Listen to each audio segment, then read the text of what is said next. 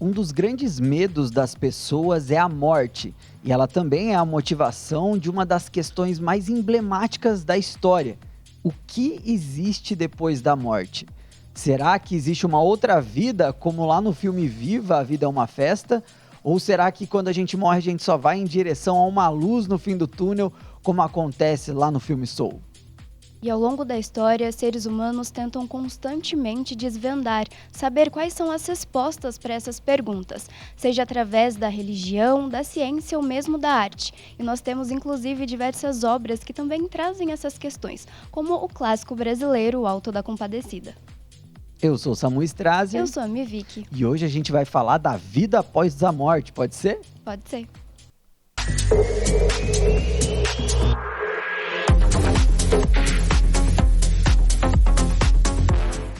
É isso aí, pessoal. E hoje a gente vai falar da vida após a morte, né, Vi? Tem muito filme que fala sobre isso. Você falou da Compadecida. Nossa, é uma paixão nacional. Verdade, e retrata muito uma das formas, né, uma das visões que muitas pessoas têm sobre a vida após a morte, né? E quando a gente fala de vida após a morte no cinema, a primeira coisa que me vem na cabeça, além do Alto da Compadecida, que é uma cena clássica do julgamento deles lá, daqui a pouco a gente fala mais de Alto da Compadecida, mas eu lembro muito do filme Viva, A Vida é uma Festa, né? Porque a tradição, né, um filme inspirado na cultura mexicana, que tem uma visão diferente da morte, né, muito especial sobre a morte, né, para a cultura mexicana. No Dia dos Mortos, né, no Dia dos Finados, eles não levam como um dia de tristeza e tal, mas é um dia de festa, né? Tem as caveiras que eles pintam e tal, né? Tem toda uma festa, né, voltada para esse tema, e o Viva representa isso, né? E ele traz dessa maneira alguns elementos que explicam a visão, né, a visão mexicana, da cultura mexicana sobre a vida após a morte, né? E para eles, né, para a cultura mexicana, e que é representado no filme Viva, existe uma vida depois da morte, existe um mundo após a morte, né? E as pessoas morrem, ficam vivendo lá enquanto elas forem lembradas, né? E essa é a temática do filme, que a morte real mesmo é o esquecimento, né? Então as pessoas que morrem, o corpo morre, elas continuam lá na vida pós a morte, enquanto elas forem lembradas. Por isso que o Dia dos Mortos é tão importante, porque é uma maneira, uma festa de relembrar os vivos. Enquanto uma pessoa viva está lembrando da pessoa morta, ela continua viva. O que eu acho que faz todo sentido, né? Porque a gente tem tantas pessoas na história aí, mas a gente fala tanto delas que parece que elas nem morreram. Exato. E o legal da gente levar essa conversa para o mundo, né, da ficção, é que a gente pode explorar esse tema, que é um mistério pra gente, e o que a gente tem, né, intrínseco ao ser humano é a vida. Então, assim, um dos nossos maiores medos ou mistérios mesmo vai ser a morte. E recentemente uma história que me cativou bastante e que fala sobre a vida após a morte, né, o que acontece depois que a gente morre, acho que eu já posso dizer, um clássico da 24, né, que tem se destacado bastante, né, recentemente, né? A gente tem falado bastante dela aqui, sim, inclusive. Verdade. Outra produção da 24, né, que recentemente ganhou um Oscar, né, esse ano. Tudo em Todo Lugar ao Mesmo Tempo. A gente, inclusive, falou sobre esse filme em um dos episódios do Pode Ser. E tem um filme, então, da 24 que se chama A Ghost Story, de 2017, do diretor David Lowery.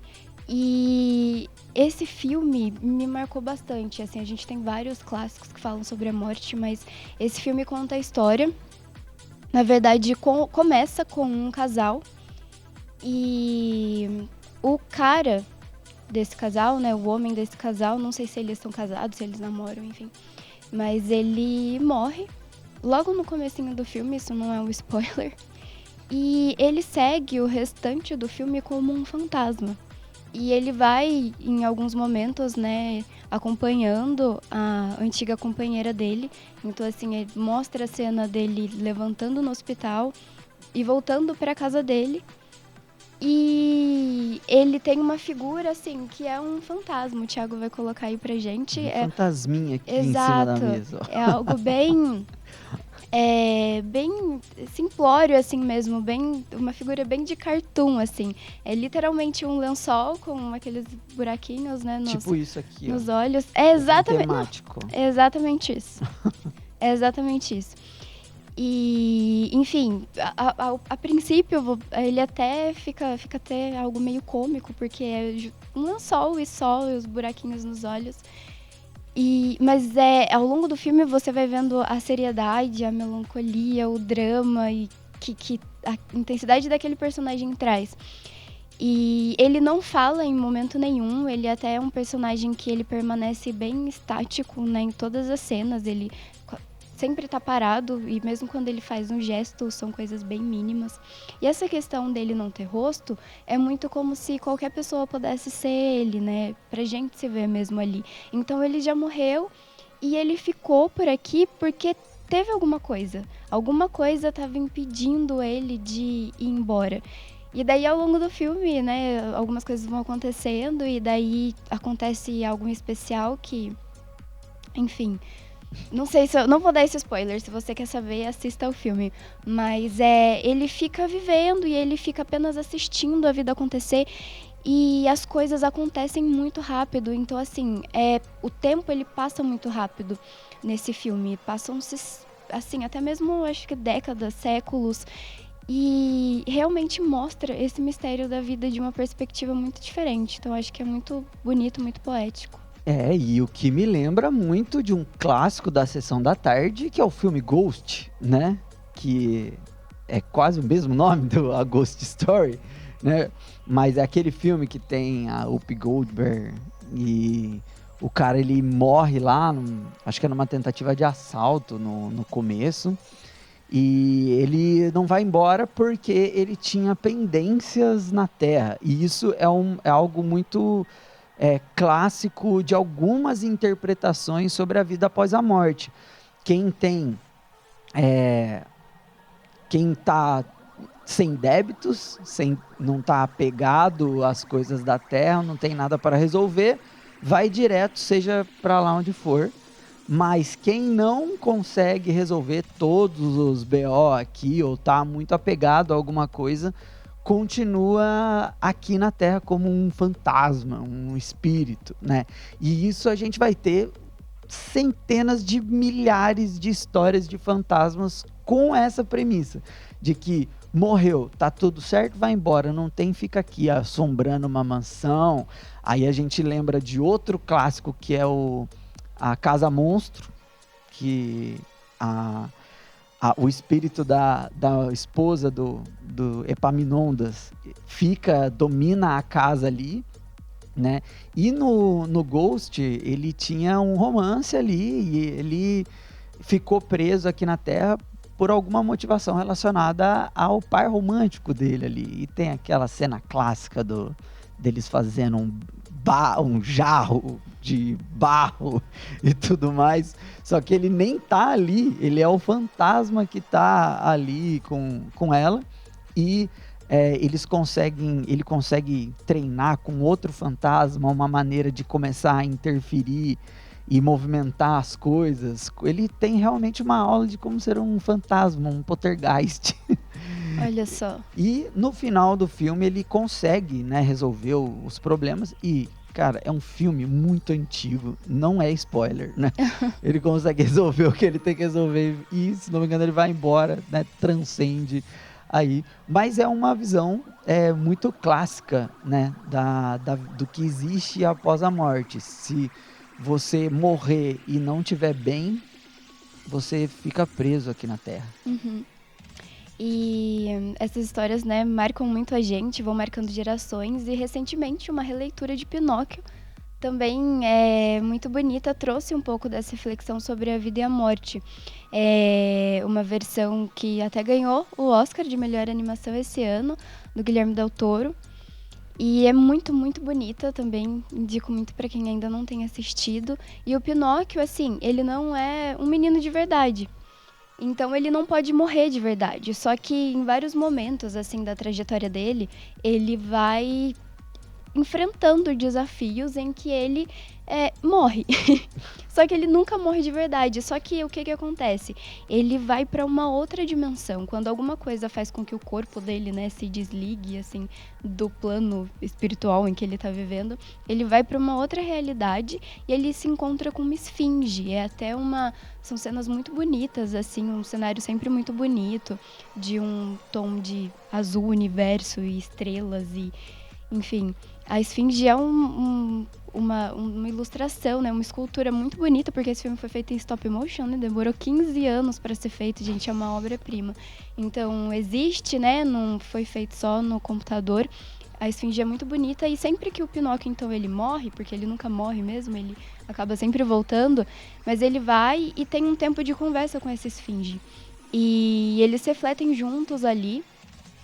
E, enfim, já é um cenário, assim, diferente do que seria a vida após a morte, esse universo. E eu acho muito bonito que esses filmes que falam sobre morte, da vida após a morte, na verdade, eles falam muito sobre a vida e do que a gente foi em vida e dos nossos encontros e relacionamentos, do que a gente fez durante a nossa vida.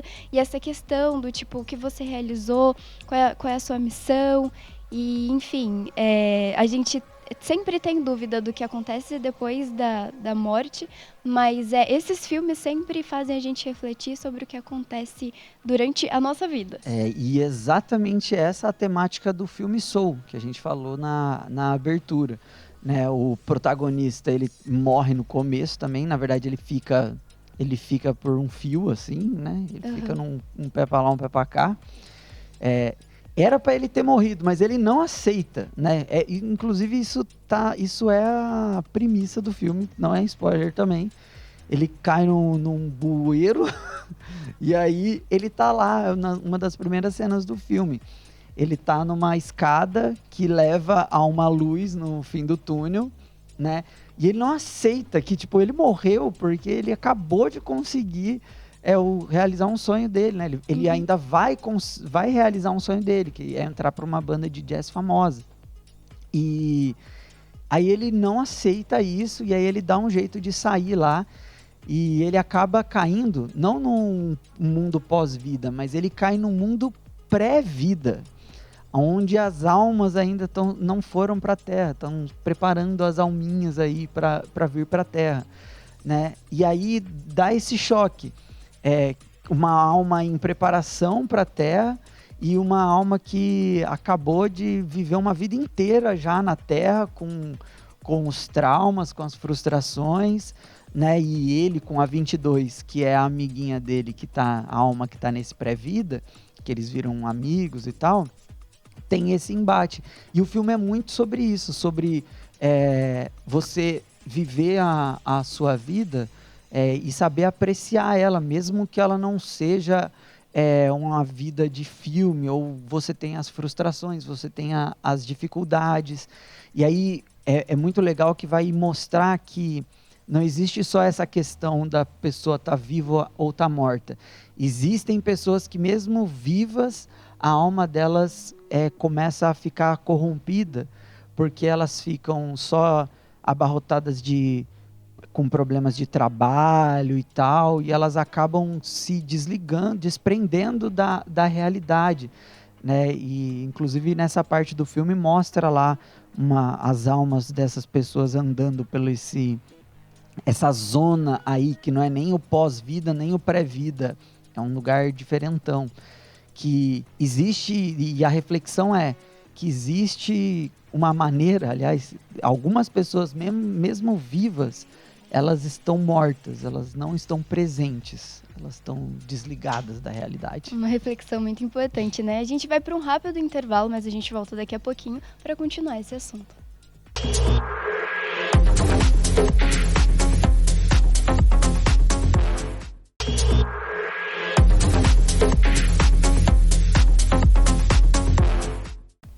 Eu de volta com o Pode Ser. Bom, como a gente já falou um pouquinho sobre como a vida após a morte é vista na ficção, a gente vai falar um pouquinho, então, como isso aparece, né, nas religiões, algumas, né, das religiões. A gente tem um tempo curto, não vamos conseguir falar de todas, mas algumas das que a gente tem, a gente tentou, né, a gente fez uma pesquisa na internet para achar informações, né, realistas sobre cada religião. Então a gente já pede desculpa de antemão se a gente explicar alguma coisa errada, mas a gente procurou fontes confiáveis para poder falar.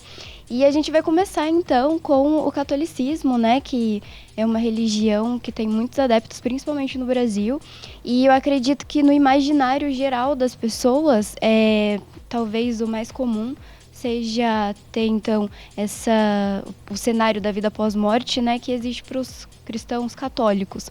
Que existe um céu, né, um inferno, existe também um purgatório, e esse cenário eu acho que fica muito nítido quando a gente assiste o Alto da Compadecida, né, que é um outro clássico brasileiro que a gente gosta muito.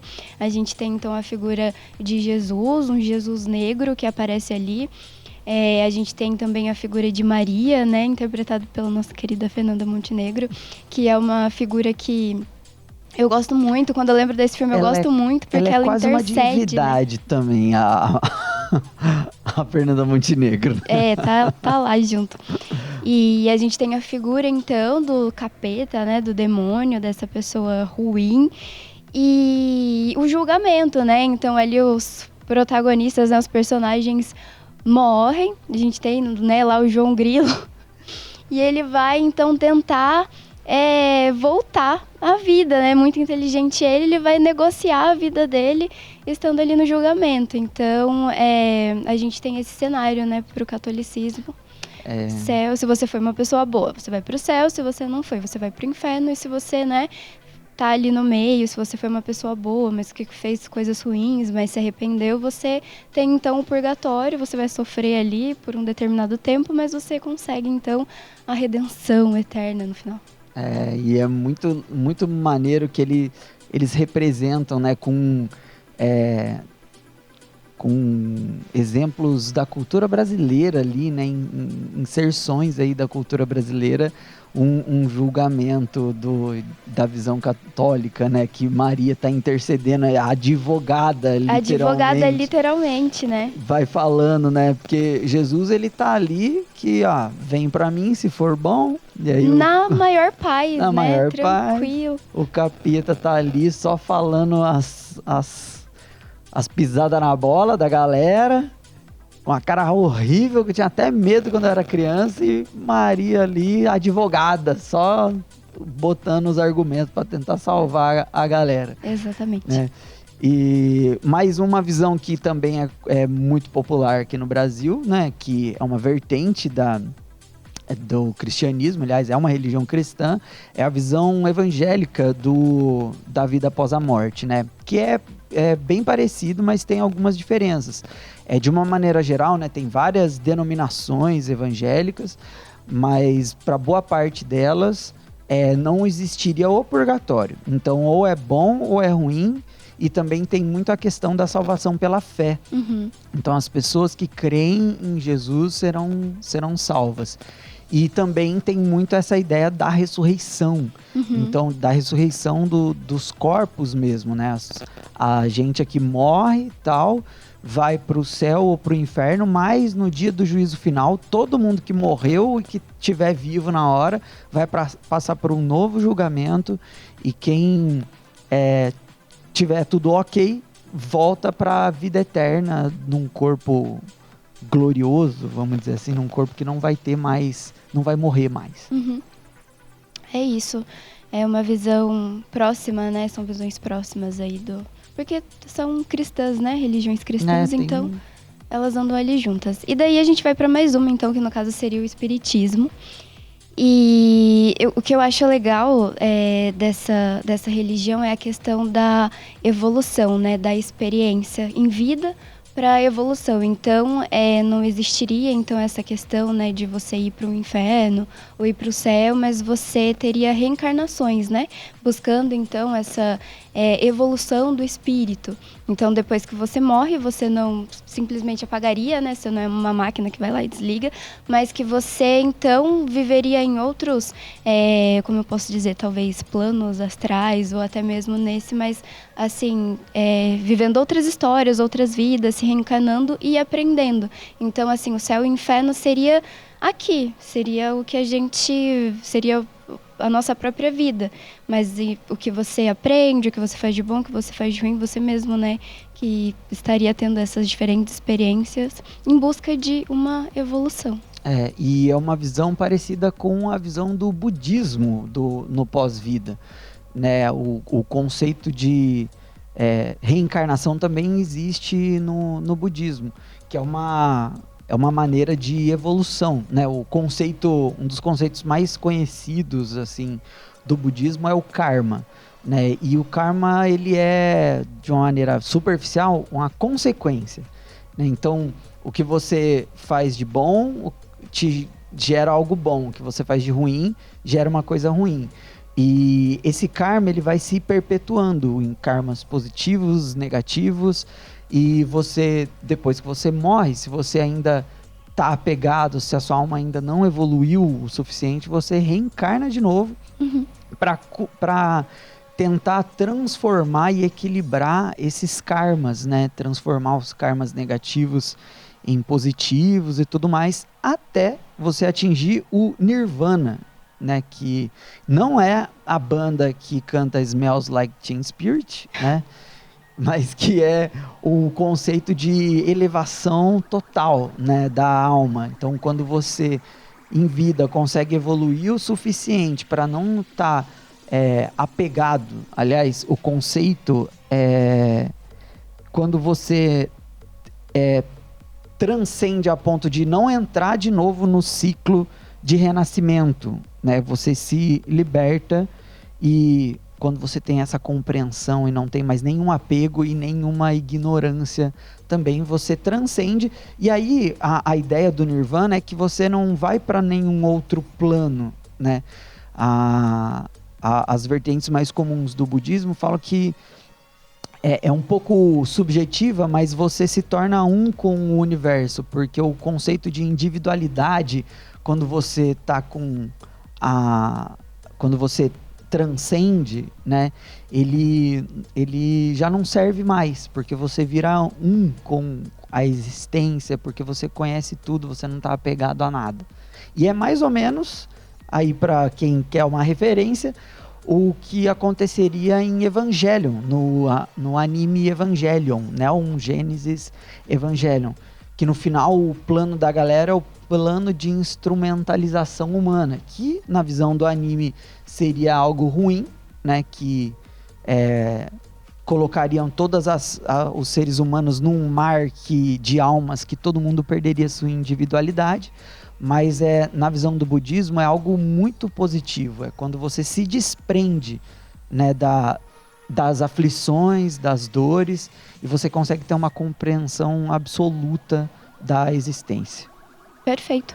E outra interpretação, né, bem importante para a gente trazer são as religiões, então, de matrizes africanas. E daí a gente tem, por exemplo, o Candomblé, que seria, né, uma religião brasileira, né, mas que tem, então, essa matriz africana, que vai ter também, acreditar no espírito. Então, a gente tem um espírito, mas a grande diferença seria que, né, por exemplo, destoando bastante do catolicismo e de religiões cristãs, seria a questão de não existir uma punição. Então, essa questão do inferno, céu e inferno, o cenário não é assim que acontece, é um pouco diferente.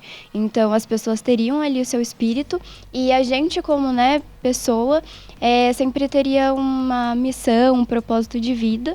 E daí, caso essa pessoa, então, não conseguisse realizar esse propósito, ela ficaria vagando pela Terra após a morte. Então, a gente tem assim, a morte é considerada uma passagem para outra dimensão, onde ficaremos reunidos com outros espíritos, que seriam então os guias e orixás. Então, a gente tem uma versão um pouco diferente do que a gente vê nas outras religiões, mas também toda essa questão da vida ter um propósito e não ter a punição. E outra religião de matriz africana aqui no Brasil é a Umbanda, né? Uma religião afro-brasileira que também tem esse conceito, um conceito bem parecido, né? Superficialmente falando, com o candomblé. Lógico que cada uma tem as suas características, mas uma coisa que é bastante interessante é que existem para os umbandistas os guias espirituais, né? Que são os orixás e os outros espíritos que são espíritos que estão em outro plano, mas ajudam a gente aqui, né, na Terra a evoluir, né?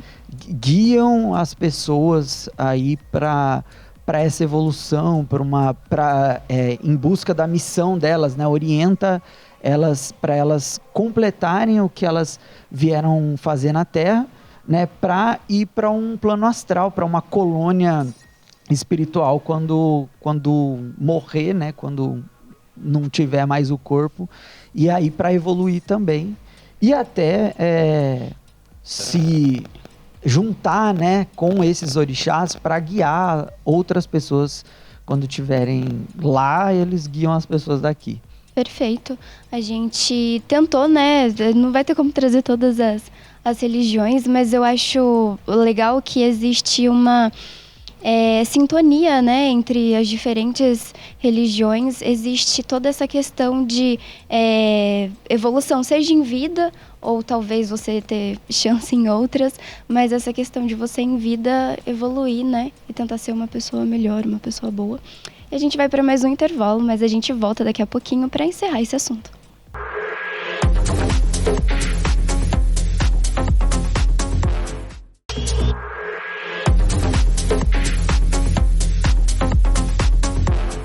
É isso aí, galera, estamos de volta e olha, nesse último bloco a gente vai falar de uma coisa que interessa muita gente gosta de perguntar e pesquisar sobre isso, que são experiências de quase morte ou morte e vida, né? Pessoas que morrem e voltam à vida e relatam o que elas viram, né? E tem vários casos famosos aí registrados na história, inclusive muitas dessas pessoas viraram celebridades, né, por conta desses relatos, que eles até se conversam, né? Caramba! Tipo assim, é bizarro, porque são várias pessoas diferentes que não tem nada a ver uma com a outra, e é muito parecido o que elas relatam, o depoimento delas. Tem o caso de uma moça que chama Pam Reynolds, que em 1991 ela passou por uma cirurgia de aneurisma, uma cirurgia no cérebro, que é uma cirurgia super complicada. Certo. E no meio da cirurgia, meio que ela morreu, o corpo dela ficou até gelado. E aí ela pegou e voltou, a alma dela saiu do corpo, ela conseguiu ver com detalhes a cirurgia, a assistir e tudo mais. E ela passou aí por uma experiência transcendental e mesmo ela estando clinicamente morta, depois ela voltou pro corpo dela e conseguiu viver de novo. Tem um outro caso também de um cientista, olha só, um cientista, um neurocirurgião, Eben Alexander. Em 2008 ele teve uma morte por causa de meningite. E aí ele também passou por uma experiência e ele afirmou que ele foi num reino espiritual conhecido como a borboleta da realidade. Que ele se sentiu conectado a uma consciência superior e tudo mais. Relatou várias experiências sobrenaturais, uma evolução muito grande quando ele contemplou, né, esse novo plano. E aí ele voltou, né, ele reviveu, né, e aí teve uma vida totalmente diferente.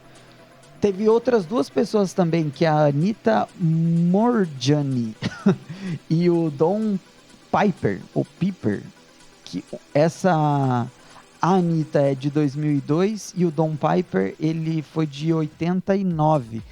Ele sofreu um acidente e ela teve um câncer grave. E ele era pastor, então ele já tinha uma fé, mas a Anitta não necessariamente. E os dois, eles relatam, assim, são pessoas diferentes, em tempos diferentes, né, que foram para tiveram uma experiência de consciência expandida, foram para outros planos, segundo eles, tiveram encontros com outros espíritos, né? Eles conseguiram ver entes queridos, tudo mais, e eles voltaram para a Terra, né? E evoluíram assim com essa experiência.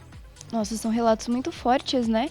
E realmente é aquilo, cada um vai ter a sua crença, ou não vai acreditar em nada, ou vai acreditar que não existe vida após a morte, mas realmente essas histórias são muito fortes, né?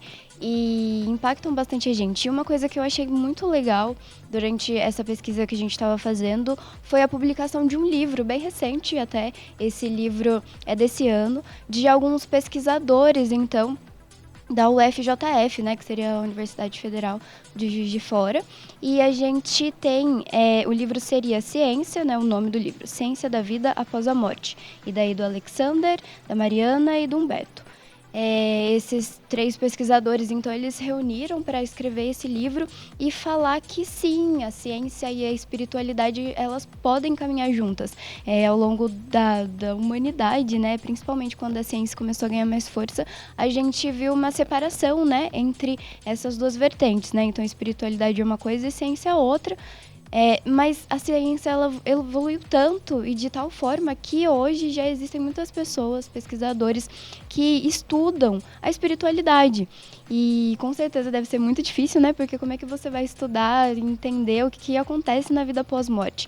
Mas algo que eles falaram, né, que eu achei muito legal, é que eles trazem um estudo de que 12,5% das pessoas já experimentaram pelo menos alguma, né, vivência como esse relato que você falou. Então, assim, se a gente for parar para pensar, é muita gente falando que já experimentou alguma coisa desse tipo. E qual o papel da ciência se não descobrir, né, o que é verdade, o que não é, o que acontece ou não? Então, eles falam muito, né, que a mente deveria ser, pode, né, não, eles estão estudando, mas que a mente ela pode ser algo que vai além da biologia ou da química, e que realmente possa existir uma mente que independe do funcionamento do cérebro. Então isso é muito legal, eu achei um livro bem bacana, bem assim, acho que para quem gosta desse assunto vale a pena ler. E esses pesquisadores também falam que a gente como humanidade deve sim estudar e tentar entender essas coisas. É isso aí, pessoal. A gente deu um panorama geral aí, falamos dos filmes, falamos de alguns relatos, da visão de algumas religiões. Eu espero que tenha te ajudado a compreender o conceito de vida após a morte para várias pessoas aí, mas a mensagem final é que você aproveite a vida, né? Todas as histórias de todas as religiões e até os filmes, né? Eles refletem sobre isso e falam, né? Viva bem, para você ter uma pós-morte boa também.